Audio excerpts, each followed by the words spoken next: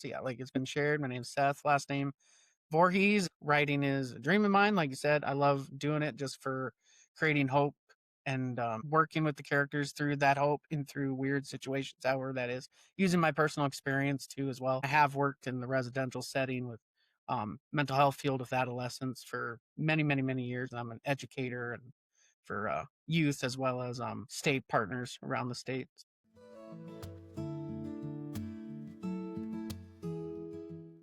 Good afternoon, everyone. We're all glad that you're here with us or paying attention to us at the One Moment Podcast. Uh, Today is another great episode with a gentleman by the name of Seth Voorhees, who is a writer, and he's already published and already has some more coming out. We're glad that he's here with us and opted our podcast to be a participant in, and we're certainly sincerely respectful and honored and humbly thankful and grateful for him to be here with us today. Mr. Seth, would you like to say a little bit more about yourself when we get started? Yeah, thanks for having me here. Really appreciate it. So yeah, like it's been shared. My name's Seth, last name Voorhees, and like I was sharing earlier, if you need to remember it, just remember Jason from Friday the 13th, and that's typically how everyone remembers me. But yeah, I'm an author here in Rapid City, South Dakota. Got 4 books. Currently working on a 5th. Writing is a dream of mine. Like you said, I love doing it just for creating hope and working with the characters through that hope and through weird situations, however that is, using my personal experience too as well. Because it's not a full-time job. I work and I have worked in the residential setting with mental health field with adolescents for many, many, many years. Right now, currently, I work with Lutheran Social Services. I'm an educator and for youth as well as state partners around the state. So yeah, I use that a lot for my writing. Got to get all that That's stress out of my head.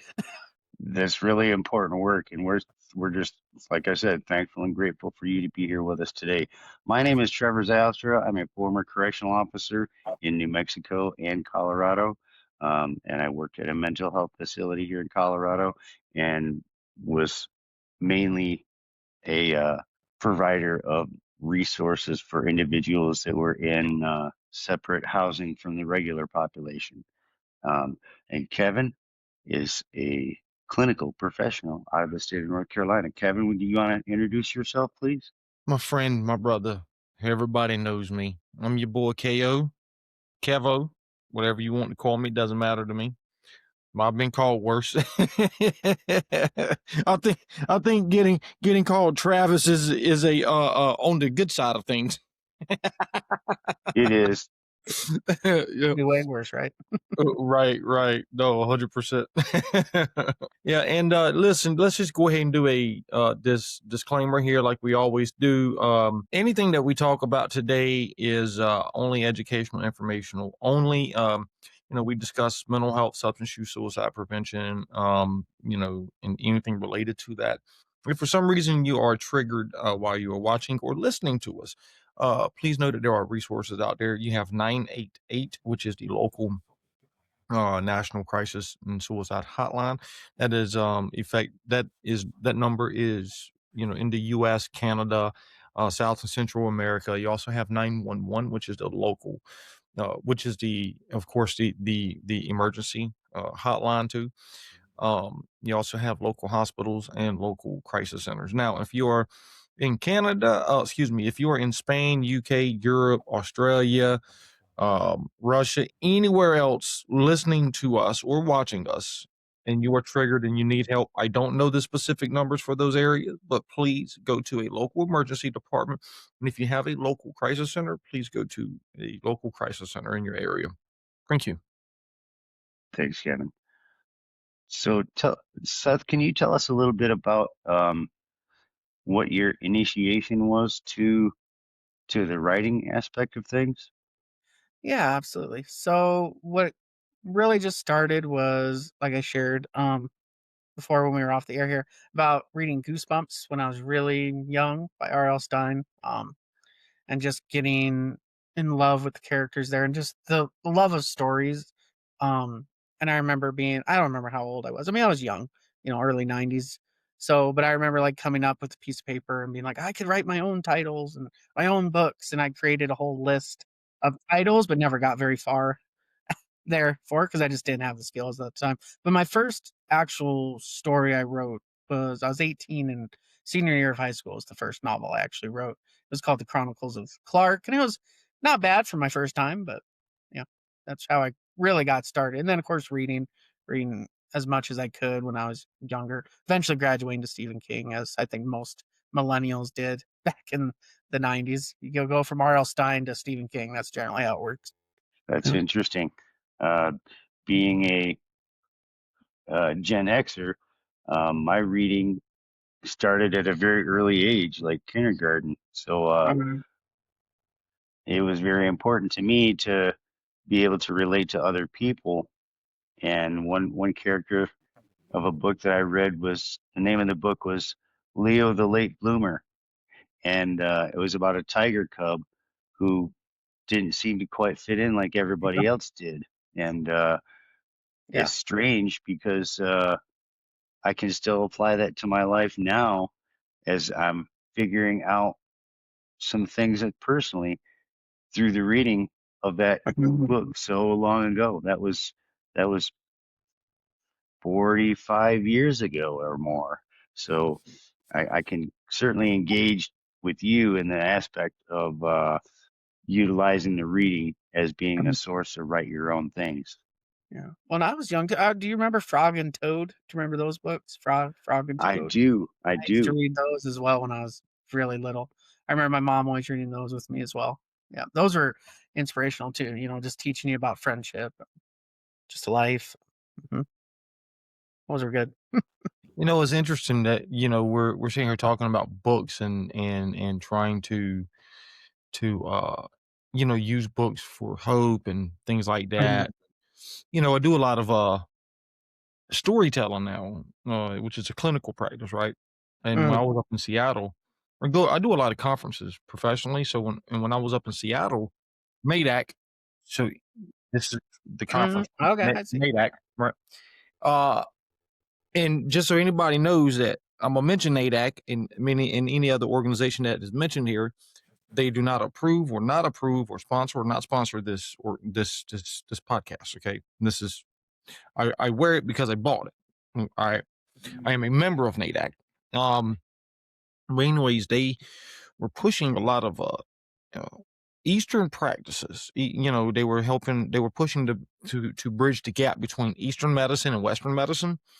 And a lot of the things that I learned, I that I'm able to do. I can't do acupuncture, of course. I'm not an acupuncture person, but I can do storytelling because it's a clinical practice, right? Right. So came back to where I currently work at, and I immediately implemented storytelling, traditional storytelling, where I work at. And I'm actually surprised at how effective that has been. Well, we would take a story and we'll read it. And I tell people all the time, like, hey, identify the feelings, identify the emotions, the behaviors, the thoughts, identify yourself if you can, like it doesn't have to be your whole self, but talk about it. Like, what does it mean for you? And it's interesting that the feedback that I get just off of doing that. Mhm. And so, as I was sitting here listening to you both, like that's where my thought process went, was using storytelling as a clinical therapeutic technique, which is very emotionally powerful. Mhm. Well, and it's funny that well, maybe not funny, but it's ironic that we're having this conversation because a story I'm working on now, it's still in the writing process. So, like I kind of mentioned earlier, I've spent many years, 15 plus in the residential field, adolescents 10 to 19, mental health and all that. And I always had people for years because they knew I was an author, like, you should write what just take all your experience and put it all in to one story. And I ignored it for a while just because, well, for one, I got a little burnt out. And, I didn't know how to, of course, write the story without, breaking confidentiality. And, you got to find creative ways to do all of that. And I finally did. And that's what that story, it's about trauma, even though it's kind of has a setting in the horror field as well. But the main character's name is Turner, and he has a little grief with family, and he moves into a town that basically everyone in the city works in the residential facility there, and eventually he discovers that the whole facility was designed by its founder just to feed a monster who feeds off trauma and other emotions. Um, but I incorporate all that stuff with like secondary trauma, some things that happened to me, things I knew that happened to other staff and clients, and I just put it all in one book, and that was very therapeutic as well, just to get all that out of my head. And plus, also too, when I read about residential centers from most authors, you can just tell none of them have the experience. They come up with some absurd facility with like 6 floors and 17 staircases and all these dark hallways, and it's like, okay, well, residential centers aren't built like that, but whatever. So anyway, I just wanted to make it more real, but then also, yeah, just to get that um, history out of my mind. So yeah, it's very, very well. And I usually put myself in all of my characters at some point in the story just for that therapeutic process as well. So I totally get what you're saying. That's interesting.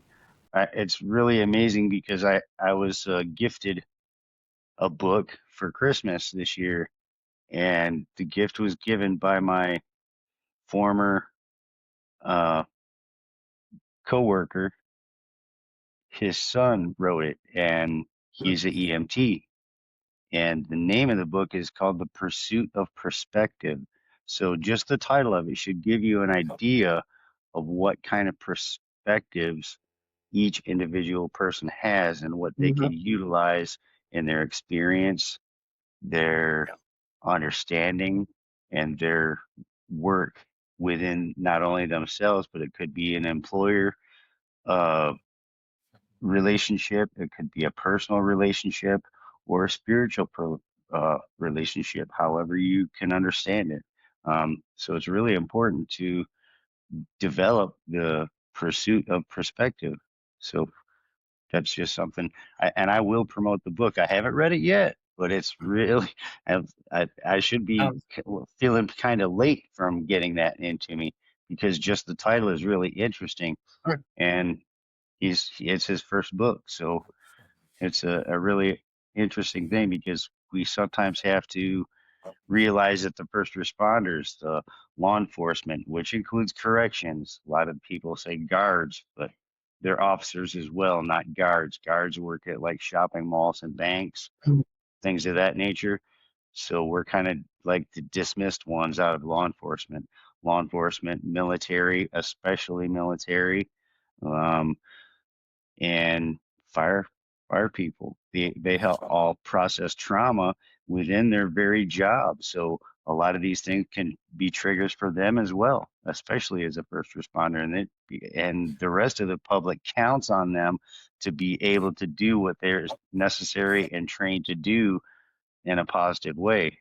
But if you're kind of, you know, got your head going in the background when you're actually on the job, that's kind of something that needs to be addressed if you don't address it. So I like the ideation of my friend's son's new book.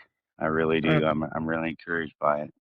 Well, and self-help is important, especially in any of those fields like we're talking about, self-help. And, that was one of the things when I was a supervisor, I'd always ask my staff if they were stressed and all that. I'm like, what do you do when you leave these rooms?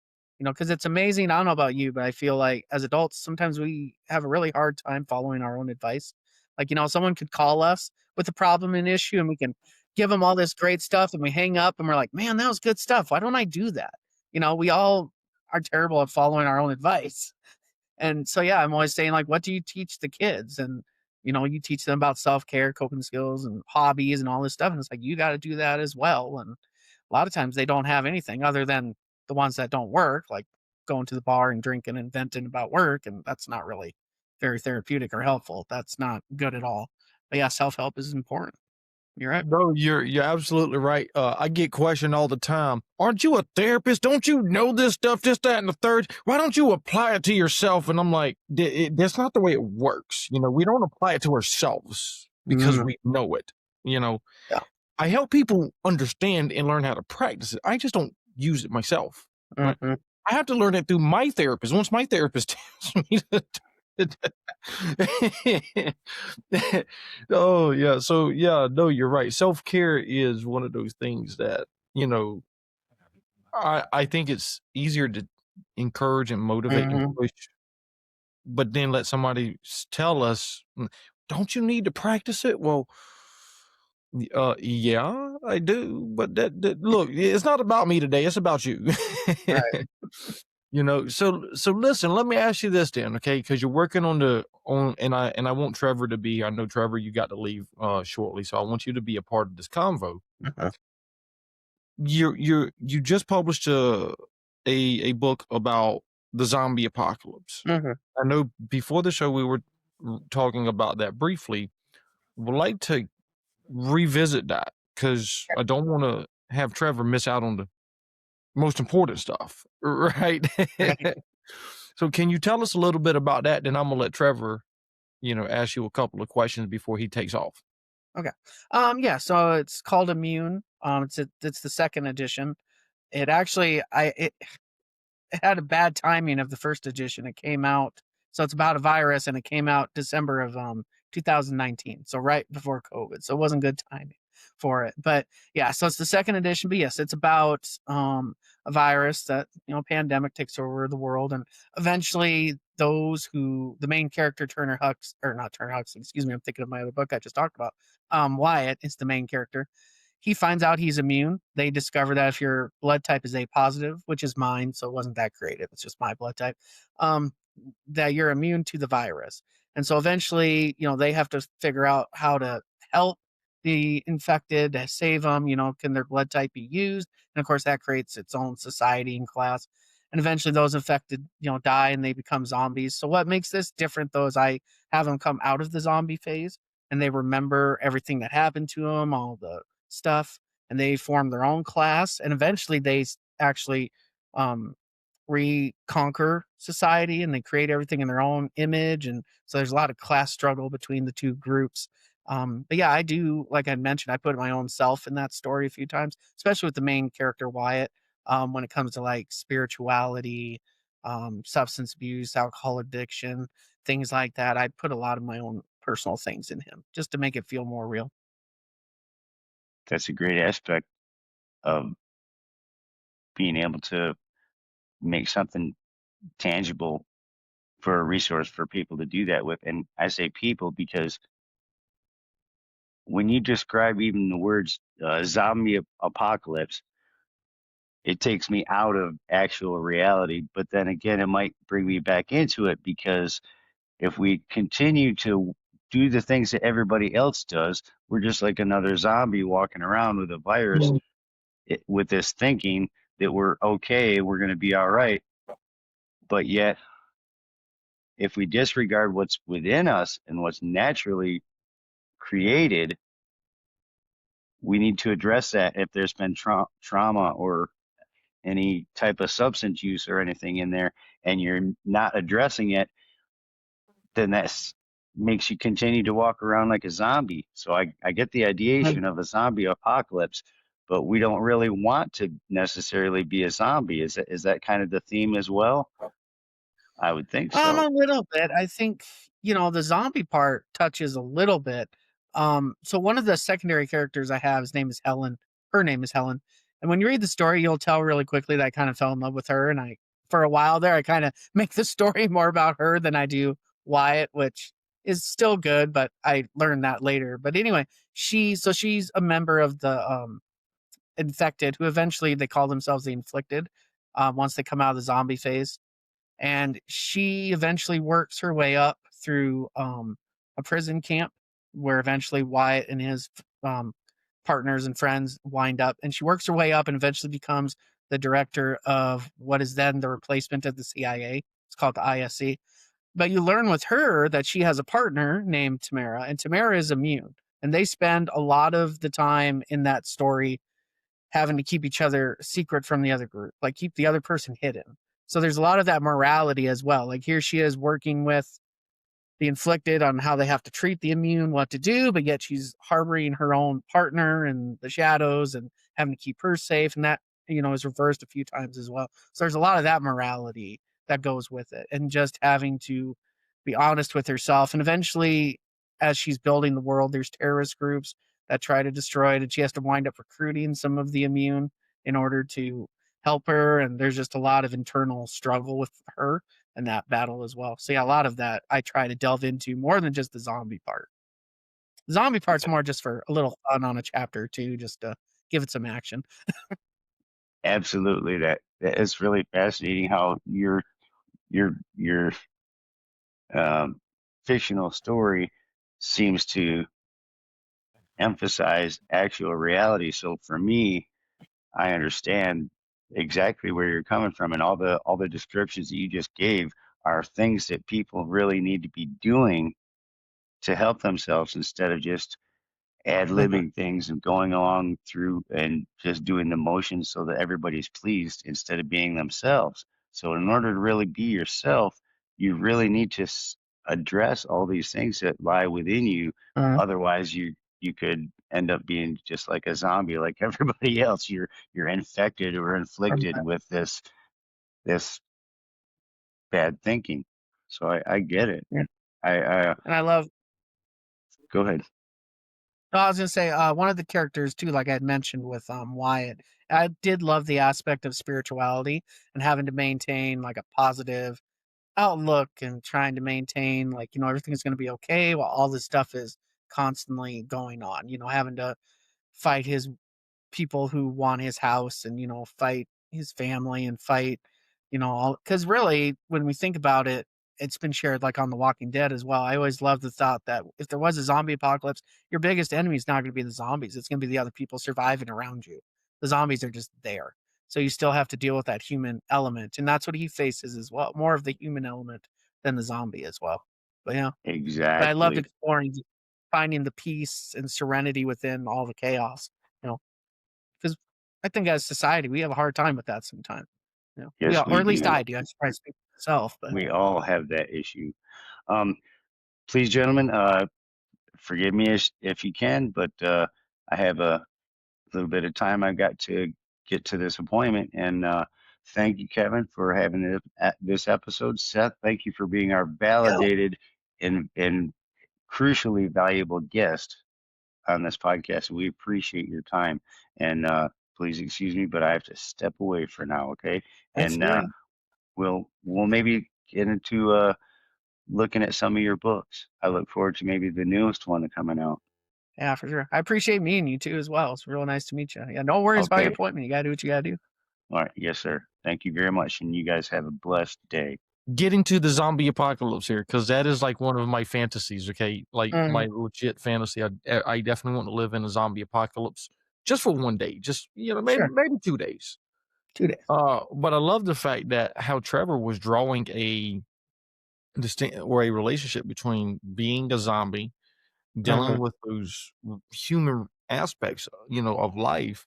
And it makes me think of, one of the characters that you were describing, the morality here, Mhm. where I'm being, my job is saying one thing, and then personally I'm struggling because I have to do this. Right.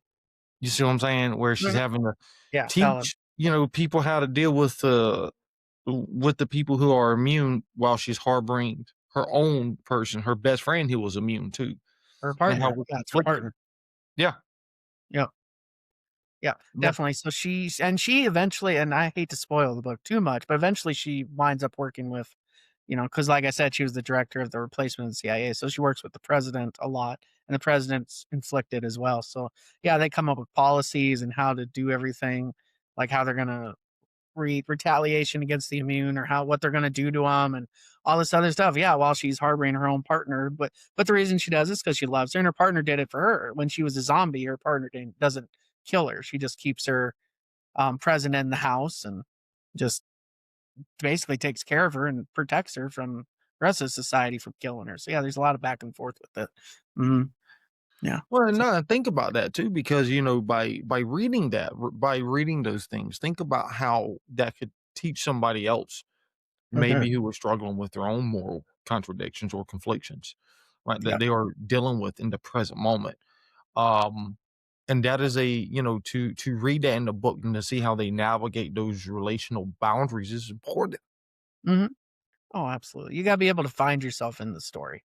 If you don't see yourself at all in anything you read, I feel like we get kind of bored and we want to read something else. I don't know about you, but I like to be challenged emotionally in a story. I like to kind of have to grasp something and look at it and analyze it from another perspective and be like, oh, okay, yeah, do I do that? Or is that me? Or would I do that? I do that just in reading in general because I'll pick apart what an author does, or maybe if there's a scene, I'm like, oh, maybe I would have done this differently, or I would have maybe this is so much better than what I could have thought of. Holy cow. Or maybe it went a direction I didn't think of, or, you know, I love reading and finding words that I didn't even know.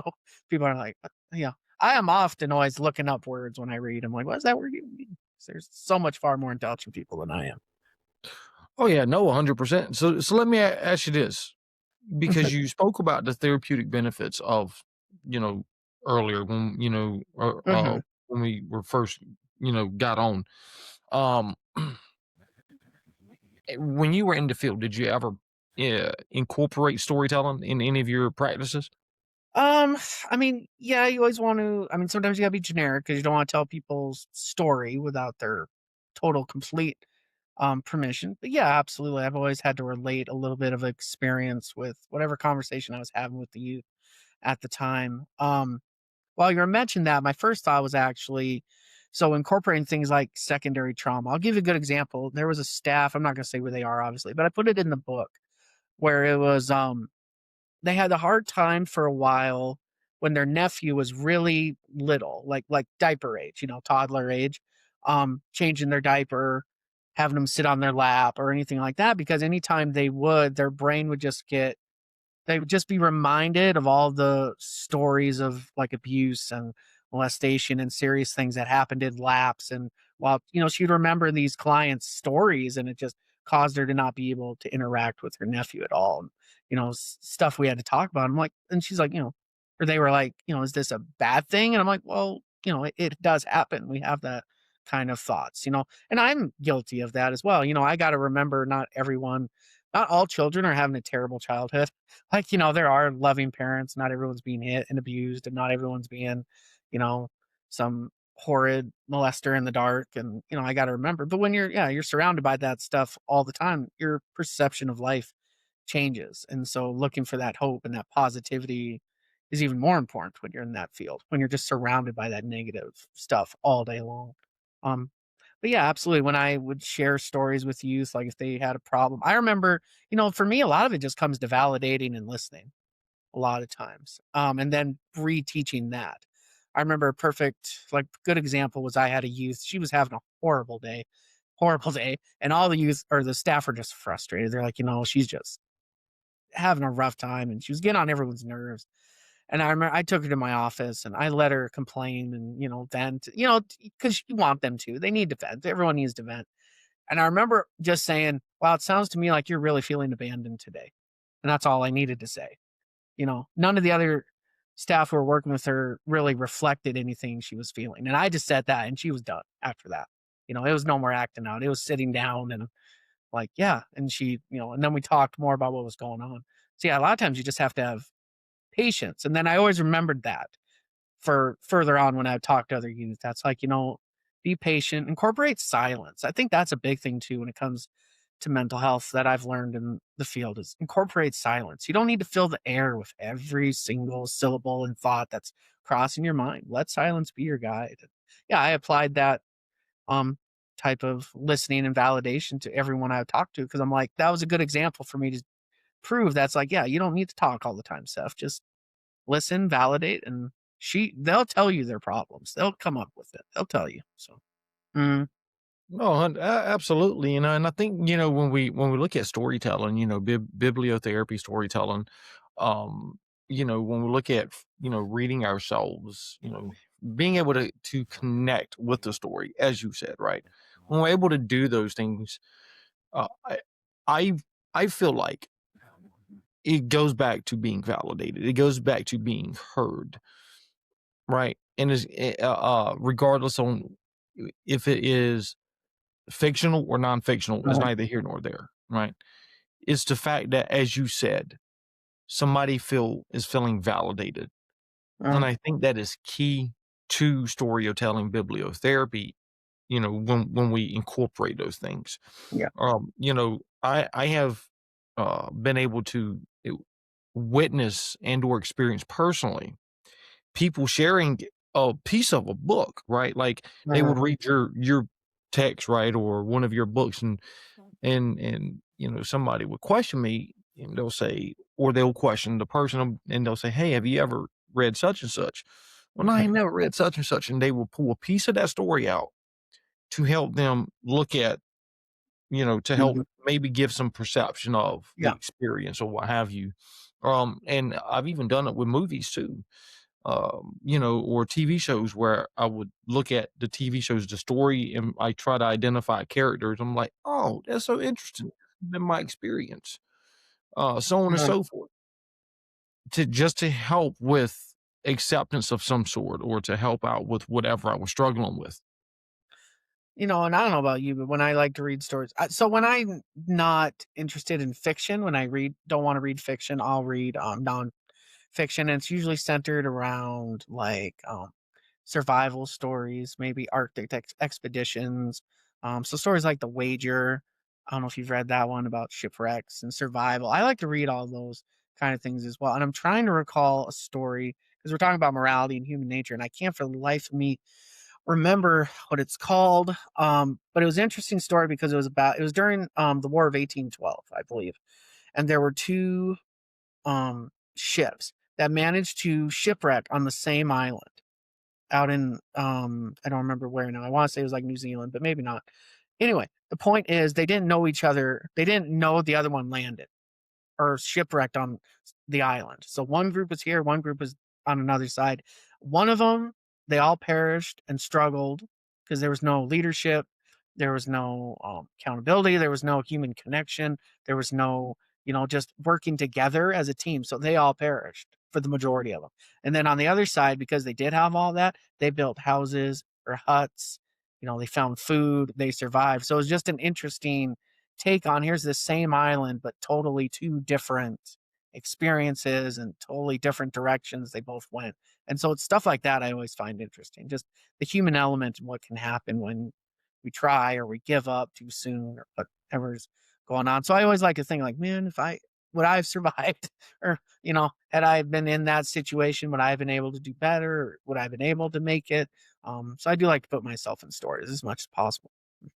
Oh yeah, no, 100%. I mean, look, when I was reading, back in the day when I was in middle school, I think it was, I Right.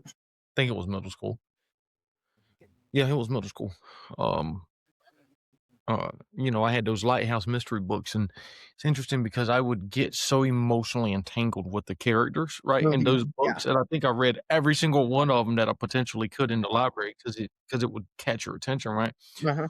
But it wasn't just the fact that it caught your attention; it's the fact that as you said, I could identify myself in the character. I could identify the feelings, the emotions, the Uh-huh. thoughts, like all of those things, and I was able to relate. And that's what kept me reading those books. I've found one academic textbook that was able to do that. It was by Dr. Siegel. Okay. He's a psychiatrist or something like that out of California. He Mhm. does a lot of body and mind and, you know, kind of relaxation. He does a lot of that. That's his primary area of focus. And the way he writes is very similar to what you're saying. And it sounds like almost very similar to the way you write too, where he will write about these cases Okay. and then he'll throw and it's all related to a technique, right? So he'll write a case, he'll get you emotionally entangled, make you feel it, right? It's Mhm. vicarious, Yeah. the vicarious emotional experience of it. And then you'll be like, wow, that was so powerful the way he pulled everything together. And I think it's important because, reading it teaches us words, it teaches us Yeah. emotions, it teaches us, whether it's directly or even indirectly or vicariously, we're able to learn things. Yeah, absolutely. And, so when we talk about that, I remember so when I was in college and I took I believe it was a juvenile, um, maybe it was something on juvenile delinquency. But anyway, we read the book, Monster by Cody Scott. He was one of the gang members of very high influential member of the Crips, and he grew up in that time in the South Central 80s, 90s, Rodney King kind of time frame. And that was a good insight into that world that we don't know about, and that I'm not I didn't experience. And then we had to apply everything we read to theories and all of that. So also getting out of yourself and understanding you're not the only, your world's not the only world as well. I love South Dakota, but there's not a lot of minorities around here, so it's really good for me when I travel out of state and I have to go to the South for all of our conferences and our conventions, and be reminded that it's like there's other people besides white people in this state, in this world, in this country. I love going to the South because it's a nice reminder. It's good. It helps me just get a better perspective of culture and life, and yeah, I gotta get out of my one little Black Hills area sometimes. Um, Even though we do, we have our own issues as well. We in this area we have a lot of reservations, and we have a lot of links to Crazy Horse and Sitting Bull and Red Cloud, who wound up dying on the reservation. We're 90 miles from Wounded Knee, so there's a lot of that cultural aspect too that we deal with every day around here, and having to work with each other to get through some of that trauma and experience. And so I do incorporate that in my stories as well. I have many characters who, I've tailored off of all the clients I've worked with in this area and all the stuff they've had to endure and deal with. Because there's a lot of that as well that goes on that, I think people don't talk about enough, especially with our indigenous population. Mm. No, you are absolutely right. And I was going to ask you, because my little bit of knowledge I have about Black Mhm, Hills is Native people. A mhm, lot of that area over there is, or over yonder. I'm gonna use some mhm. Southern slang Or today, right? A lot of that area over there, from my knowledge of history, uh, is native. There's a lot of native people in mhm. South Dakota, Oh in the yes. Black Hills area, and so it's interesting now because you just threw another spin on it for me because you incorporate a lot of those cultural pieces into various characters throughout your stories. Mhm. That Yeah. is interesting because I'm not an author for one, but you got to give me an example or two. You have to. Um, so in Immune, I wouldn't say there's not as much examples. The one is the best examples is the story I told you about earlier that I'm still working on, where I was incorporating all my experience. Yeah, I have a few so in the story, there's Turner, who's the main character, and then he works with 8 youth, and it's those youth that help him destroy the monster and, do all the stuff. And I believe at least 4 of the youths are native. And yeah, I've tied in a lot of just their aspect of their culture, their life, what they went through, whether it be on the reservations or the Black Hills, and then just their relationship towards white people as well. Because there's a lot of that that goes on. Yeah, because the Black Hills, for those listeners who don't know, was an area that actually was signed over to the Sioux by the government and said, this is yours. We're not going to have white people come in. No one's going to do anything. And eventually they discovered gold. And for a while, the cavalry kept white people out for a little bit, but eventually it just became too much. And they're like, no, we're good. We're not going to do anything about it. And they didn't care after a while. And so then the land did get stolen. And there's still a lot of that resentment, which is understandable. And but yeah, I incorporate all of that as well. I was trying to think, like smudging. The ritual of smudging is something I think I have in the story, because that's big around here. Another thing is like no eye contact. You hear a lot about, in a lot of cultures, eye contact is, if you show respect by looking people in the eye, but not here. Around in this area, actually, too much eye contact is considered disrespectful. So we don't do that a lot. So that's why a lot of times I don't look people in the eye all the time. I'm always kind of looking down. I'm just used to not doing it because I have to incorporate that when I was working with youth. You know, I tried to always adjust to them and not make them adjust to me. No, 100%. And I think I think it goes back to meeting people where they are. I think that is a Mhm, very that is crucial in the healthcare field, mhm. as meeting people exactly where they're at. So let me ask you this then. You spoke about the zombie book. You spoke Yeah. about your other book coming out, that you're currently working on. Tell Mhm. me about your other couple books. I want to hear about those too because listen, if we're going to promote books, I Right. want to promote whichever ones we can promote. Okay. So another book of mine is called Midglow. And so this one's a little more historical fiction. So it's centered around the time of Pearl Harbor. And we have the main character's name is Philip. And him and a few of his buddies decide to start robbing banks, instead of starving in bread lines and, 'cause it's the depression. And so they eventually discover that all the money they've been robbing is belongs to the same person. And this person is very powerful. He's a European gentleman named Dracoon, Dr. Dracoon. And he gives them an ultimatum. Like, you can either go to prison or you can work with me and pay off your debt. So obviously they agree to work with him.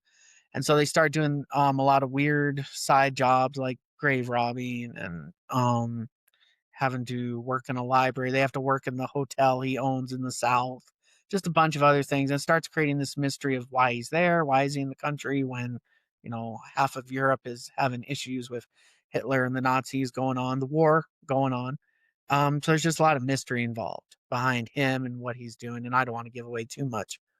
But once again, there's a little more of that morality versus, should I commit crime or should I be, working a job like I should? Or, what are my issues on the war? What are my issues on? So Philip goes through a lot of that as well. And then I also have a character in it named Maggie, who I've really developed her to not be what a lot of people think of women back in those days, as being a housewife who just sits in the kitchen. She's robbing banks, she's working at a bar for a while, she helps them out with all their stuff they have to commit, all their crime. She becomes a very strong, independent person. Um, and I loved her development in that story. But that's Midglow. Another one is Question 17. That is another dystopian novel. So it's based on 46 years after a war with alien invaders ended. And so the main character there is named Corey. He's very educated. He graduates from a very prestigious academy. He gets an internship at a site called the Willow Lock. It's a secure island in the middle of the ocean. Um, and he eventually starts working close with all the main staff there, the administrators, and he discovers that the purpose of the whole island was to figure out more about the aliens and the invaders, and that they came up with a list of questions like, what, can we duplicate their technology, can we, reproduce their DNA, a bunch of things. And question 17 is the last question on the list, and so he eventually figures out what the question means, what it's about, and then he has conflicting issues about it. And also too, I don't want to give away too much, but a lot of morality conflicts in that story. Because he discovers there's aliens living on the island in secret, and do you want to treat them fairly, or should you be cruel? And he figures out the experiments and it's so forth, etc. And he just has a hard time with wanting to do what's right, but yet also he's been pushed to be academically at the best, And so there's question 17. And then the last one is the interim. So that one is a straight horror. I tell people all the time. So if you don't like horror, maybe don't read that one. So basically, the premise behind that story is that there's a town in South Dakota named Copper. And for 12 days out of the year, October 20th through November 1st, there is a period called the interim. And during that time, the town is cursed and haunted by a creature named Leopold. And as long as you stay in the house and you follow certain rules, he won't get to you. Now, when I originally was writing that story, I was thinking, why does anyone want to live there though? Like, why would you want to live somewhere where for 12 days out of the year you have to shut yourself in your house and be scared to death? So I came up with the answer of, well, what if during the rest of the time, the whole rest of the year, it was a perfect utopia? There was no crime, there was no issues, there was no drama. So it became about what would you deal with utopia? Like, what would you put up with in order to have utopia? And that's what became the theme of the story. And so eventually what happens is a few of the youth there, they just get tired of the creature, and eventually they go through several interims to figure out its weaknesses and how they can defeat it and eventually defeat him. Yeah, there's a lot more morality with that story, definitely, because yeah, they all have their own trauma related to the creature and scaring them and almost killing them, and then they get their own trauma when fighting him every time because they go through several interims. So it's a coming of age story as well. Mhm. Yeah. So those are Wow. Just some beautiful, beautiful story modes or story the pieces to it. And I do appreciate you sharing a little bit about them because I am one of those that, does the story catch me? Like, Mhm. I can play a video game, watch a movie, do anything. But if the story doesn't catch me, Yeah. I cannot pay attention. And I've Mhm. played some games people would think like, and I'm not knocking Resident Evil by any means when I say this, okay? Right. It is a major game Mhm. developer, what have you. The movie catches my attention, but the game itself doesn't Yeah. catch my Doesn't attention. get you? No, 100%, No. absolutely not. And so it is about that, how does the story flow? Yep. And so, I appreciate you sharing that because if I were to read, for pleasure, it would be one of your books for Yeah. sure. Because I love the plot twist and all of that. That is very intriguing. So let me ask you this then: Mhm. people who buy your books, well, first of all, yeah, no, I'm not even gonna go there. Let me stay on track because I will lose my mind and I will lose and get sidetracked. For people who buy and read your books, Mhm. what is something that you hope that, they take away from your material? Yeah. Well, I mean, a lot of things. First, I hope they just enjoy it and don't feel their time was wasted buying it and reading it because I know how that feels. I usually give a book the first 125 pages. I'm usually pretty generous, depending on how long the novel is. But if I don't feel myself captured into it at that point, I throw it away and toss it. Because there's so many books to read in this world. So hopefully they enjoy it for one. Yeah, like I said. And then also too, I think just being able to see themselves a little bit into it. And then also just I hope it's a good um, break from whatever's going on in their life. Because for me, that's what reading a lot of times helps as well. It's a good way to just get out of whatever issues going on in your life. I remember we had a book club once and for with a bunch of coworkers and it didn't go very well. And one of the things I brought up, I said was, well, because you guys keep picking books that are related to our field that we do every day and no one seemed to notice that. And I was like, that's why I don't read them because I'm like, I don't want to read about what I do all day long. I don't, when I go home, I want to break from that. I need a break from that world. And so I hope that's what I really hope they get out of it is just a nice couple hours to just get away from whatever's going on in their life. Like that's the big thing. Because that's why I love to read, gets me out of that. No, 100%. I mean, I think that's, important is to read something that gives you that mental break. And I Mhm, love what you said, right? And I think that is also important is find books that is different than what you currently do, mhm, right? Like, yeah, professionally, personally, what have you. Like, make it a good, decent break from, mental break, spiritual break, emotional break, because it goes back to self-care. That's where we yeah, started the show off at. mhm, Goes back to self-care, right? If that book is intriguing and it catches my attention, like you were just describing, right? mhm. That's self-care because Oh, you're caught in the book, you're caught in the literature, and so no, 100%, I absolutely agree with it. And I want to, if you don't mind, I'd like to throw on a no, third thing go ahead. here. Okay. Use it for storytelling, right? Like Mhm, you uses literature for storytelling. There's no, if you are a professional, all right, and you're watching or listening to this, use his literature for storytelling, right? yeah, It doesn't have to be fiction or nonfiction, but you can use it to help folks understand mhm, emotions, behaviors, yeah, experiences. Definitely my encouragement is use that. yeah, And then if you're a person somebody who was struggling with something, see if you can identify yourself in the story. mhm, yeah, He is a very amazing author from what I have, been able to research on him and read about him and being able to mhm, meet him personally. yeah. Now he is a very amazing author and he puts passion into his work. And that's what is a tell all. And I was gonna ask because you had mentioned all of the, sorry to backtrack a little bit, But because I was hearing you say 988 and all that stuff, does your state have 211? Is that a resource too as well? Is that Yeah, it is. I actually okay? just used it the other day. Okay. I was gonna say South Dakota, we have 211 helpline as well. And we use that a lot for our youth and to find therapy as well, counselors. They can find stuff for like baby clothes. I mean, there's so many resources available for that. So I always like to plug in that as well. Yeah, 211. It's always a good site. Oh Mhm. yeah, no, 100%. And I appreciate you bringing that up. So let me ask you then, Sure. out of everything that out of everything we've spoken about, because we can keep going down. I can keep going and We keep going going for and a while. going. um, first of all, when is your next book? When is that published? My next one, I'm hoping. So still an editorial process, like I said. So that's gonna take a little time. I'm hoping by the end of next year, hopefully. So maybe a year from now, I'm hoping.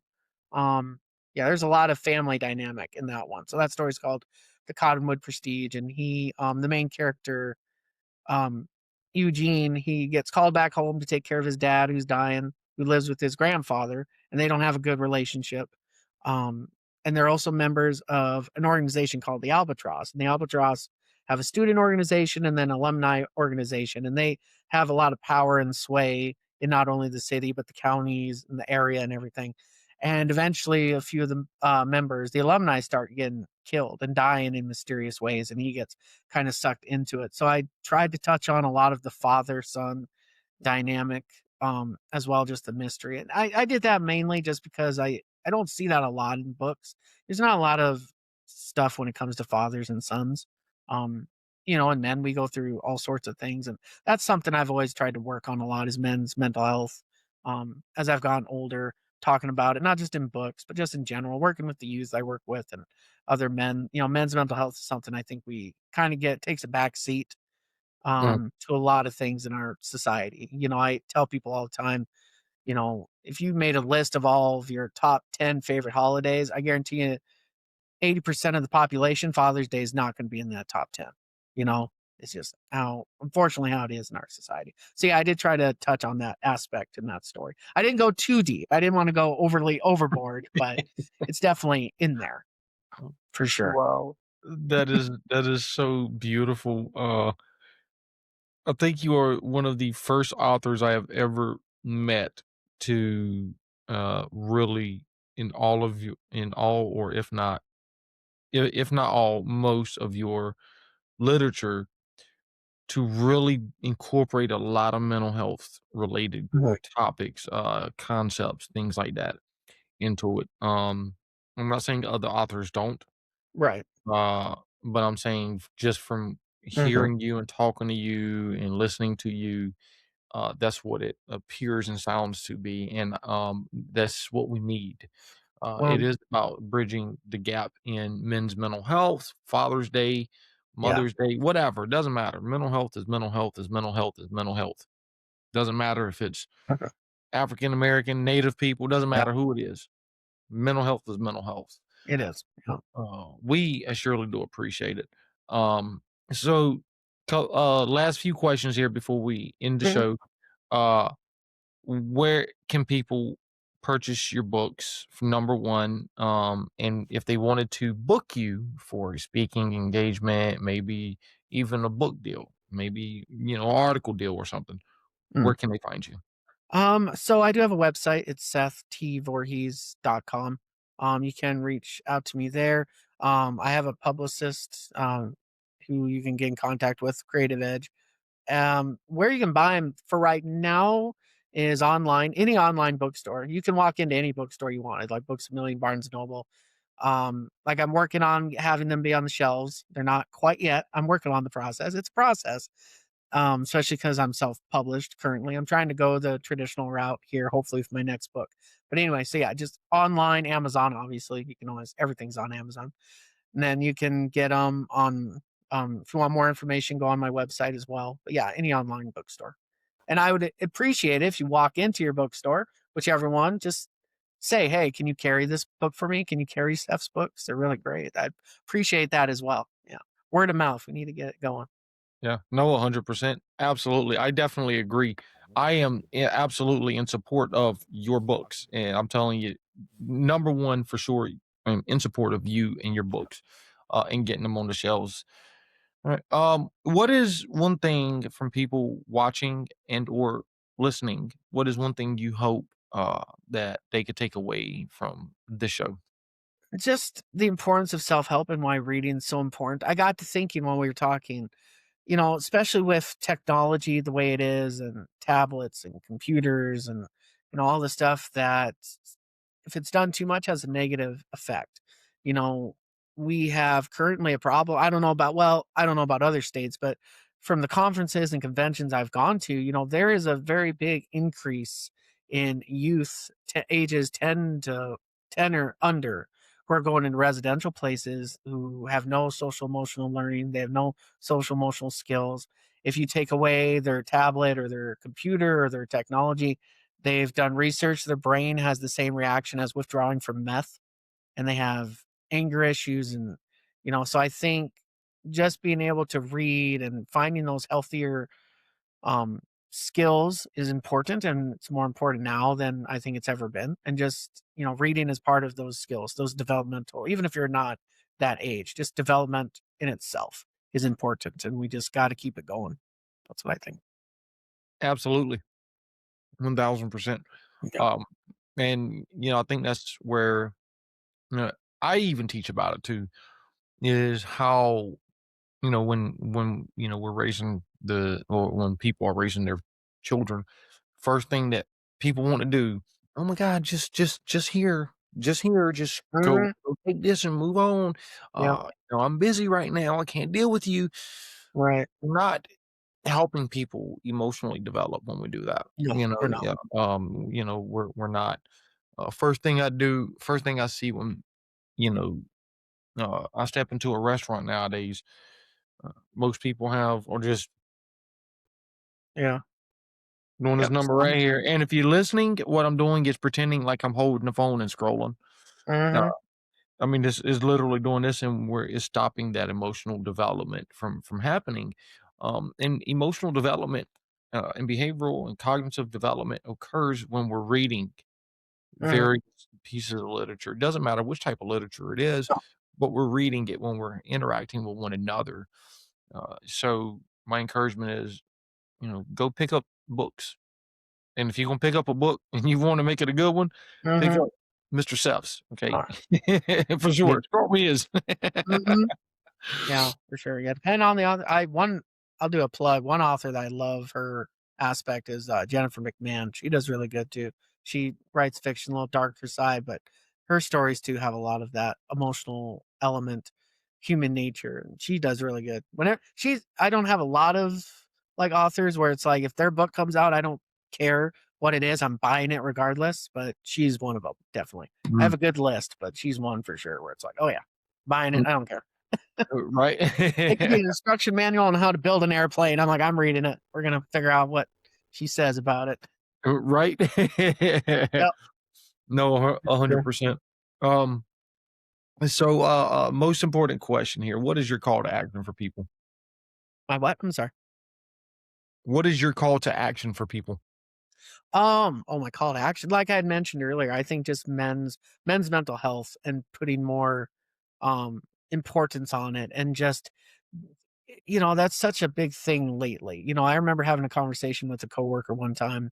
We were having this big meeting um in the state, and they were talking a lot about, you know, domestic violence and all this other related topics. And I remember them having a conversation, and it was dominated primarily about, you know, women's side of the thing and all and their perspective, which is important. I'm not saying that, don't get me wrong. But I asked, I said, well, what's going on with all the men going on in all these scenarios? And they're like, well, what do you mean? I'm like, well, when men hurt, women hurt. So wouldn't it be understandable if you don't want women to hurt, you should quit having men hurt? And you know, they all just kind of stopped and looked at me for a moment, like no one's ever brought up the conversation. And it's like, well, yeah, like we need to deal with that as well, you know, because men get put in a box and as well, and we get told not to come out as well. And I think everyone, whether it be men or women, need to look at how do their interactions either help or hinder men's mental health as well. Because there's a lot of it goes on both ways. We do it to each other. I think men supporting men openly has gotten a lot more better, has improved over the years. I remember when I was a kid, you wouldn't, no one would talk about that. You ain't, it's just suck it up, sniff your nose, and keep going. But that affects men as well. But that'd be my call to action, just really working on men's mental health as well. Because I think we've kind of pushed it to the side, and it ties in with everybody. You know, we're half the population too. Like you can't solve societal problems without, you can't just work on one side. I think we've made great improvements. Don't get me wrong, but definitely that. No, 1000%. I couldn't have said it better than that. I couldn't have. Folks, listen, you've heard it. One Moment Podcast. You've heard it. Bridging gaps, breaking down barriers. Again, one moment at a time, one show at a time. You've heard it from Mr. Seth. He is bridging the gap between being an author and mental health. And my hat is off to you. My heart goes out to you, and you have our full 1000% support behind you on your continued writings and your continued publishing. So keep up the good work. Yeah, I will That do my being- best. I appreciate it. Yeah, like I said, everyone needs to help, and just let me know when if you go into a bookstore, it's your favorite bookstore, just ask them, say, hey, I want this author, and you can put his books on the shelves for me. I'd appreciate it. Well, Noted and understood. Mr. Seth, I appreciate it. Thank you. I appreciate you. Thanks for having me. Absolutely. Thank you. And look forward to having you again. Oh, absolutely. I'll come by anytime you want. Noted and understood. I have all sorts of stories. We could talk for days. Right.